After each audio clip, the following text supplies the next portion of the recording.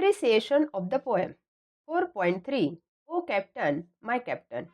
विद्यार्थी मित्रांनो, आपण ओ कॅप्टन माय कॅप्टन या कवितेचे ॲप्रिसिएशन पाहणार आहोत.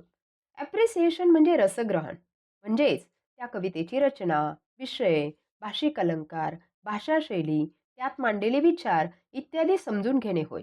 अतिशय सोप्या पद्धतीने ॲप्रिसिएशन कसे लिहावे हे मी सांगणार आहे. तुम्ही तुमची वही व पेन सोबत ठेवा, म्हणजे तुम्हाला ॲप्रिसिएशन लिहून घेता येईल.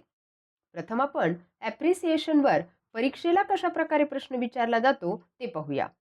Read the following poem and write an appreciation of it with the help of the points given below. 5 marks.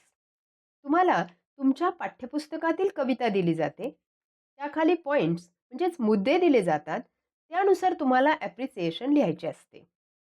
चला, आता ओ कॅप्टन माय कॅप्टन या कवितेचे दिलेल्या पॉइंट्सनुसार ॲप्रिसिएशन कसे लिहायचे ते पाहूया.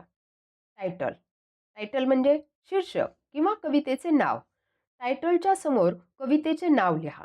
बऱ्याचदा प्रश्नपत्रिकेमध्ये कवितेच्या सुरुवातीला टायटल दिलेले असते, तरी पण सर्व कवितांची नावे लिहिण्याचा सराव करा. मग टायटलच्या पुढे काय लिहिणार? ओ कॅप्टन माय कॅप्टन. पुढील पॉईंट पाहूया. नेम ऑफ द पोएट म्हणजे कवीचे नाव. हे सुद्धा बऱ्याचदा प्रश्नपत्रिकेतच कवितेच्या शेवटी दिलेले असते, तरी पण तुमच्या पाठ्यपुस्तकातील 8 कवितांची नावे व कवींची नावे लिहिण्याचा सराव करा. नेम ऑफ द पोएट पुढे काय लिहिणार? Walt Whitman. आता तिसरा पॉईंट पाहूया. Rhyme scheme. राईम स्कीम म्हणजे कवितेतील नियमित यमक योजना. राईम स्कीम कशी देतात हे मी तुम्हाला अतिशय सोप्या पद्धतीने सांगणार आहे, त्यामुळे तुम्हाला कोणत्याही कवितेची राईम स्कीम अगदी सहजपणे सांगता येईल. चला, आता या कवितेतील पहिल्या स्टांजाची राईम स्कीम पाहूया. प्रथम आपण स्टांजा वाचूया. O captain my captain, our fearful trip is done. The ship has weathered every rack. The prize we sought is won. The port is near. The bells are here. The people all exulting, while follow eyes the steady kill, the vessel grim and daring, but oh heart, heart, heart, oh the bleeding drops of red, where on the deck my captain lies, fallen cold and dead.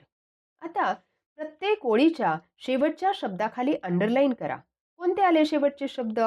Done, won, exulting, daring, heart, red, lies आणि dead. आता done पुढे A लिहा. On पुढे H येईल, कारण done आणि one हे rhyming words आहेत. एक्झिटिंग पुढे काय येईल? बी, कारण ते डन आणि ओन चा रायमिंग वर्ड नाही.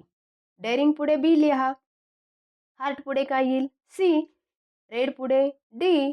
लाईज पुढे ई आणि डेड पुढे डी, कारण रेड आणि डेड हे रायमिंग वर्ड्स आहेत. म्हणजेच आपली पहिल्या स्टांजाची राईम स्कीम काय आली? ए ए, बी बी, सी डी, ई डी. राहिलेल्या 2 स्टांजाची राईम स्कीम तुम्ही द्या. काय आली? ए ए, बी बी, सी डी, ई डी. आहे की नाही सोपे? चला, पुढील पॉईंट पाहूया. Figures of speech. Any 1. Figures of speech म्हणजे भाषिक अलंकार. फिगर्स ऑफ स्पीच कोणते आहेत आणि ते कसे ओळखावेत याचा मी स्वतंत्र व्हिडिओ बनवला आहे. तुम्ही तो पाहिला तर तुम्हाला कोणत्याही कवितेचे फिगर्स ऑफ स्पीच सांगता येतील. इथे तुम्हाला कोणत्याही एका फिगर ऑफ स्पीचचे नाव लिहायचे आहे. आणि गंमत म्हणजे तुमच्या पाठ्यपुस्तकातील कोणत्याही कवितेचे ॲप्रिसिएशन आले तरी या सर्व कवितांमध्ये अलिटरेशन हा फिगर ऑफ स्पीच आलेला आहे. परंतु ही युक्ती कधी वापरायची? तुम्हाला फिगर्स ऑफ स्पीचची नावे नाही आठवली तर.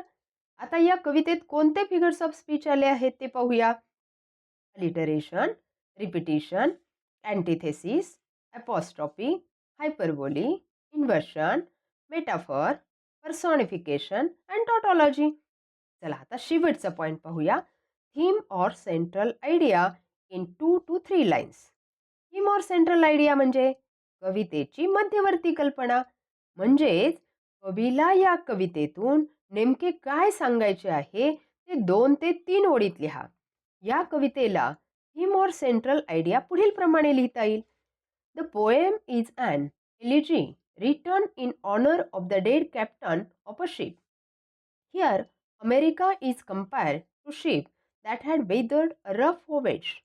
Abraham Lincoln is compared to the captain. The poem is symbolic of the mixed feeling of the Americans at the death of the President Abraham Lincoln. The poet laments the death of this great leader. आता यापेक्षा वेगळी वाक्य देखील तुम्ही लिहू शकता. आता आपण संपूर्ण ॲप्रिसिएशन उत्तरपत्रिकेवर कसे लिहायचे ते पाहूया.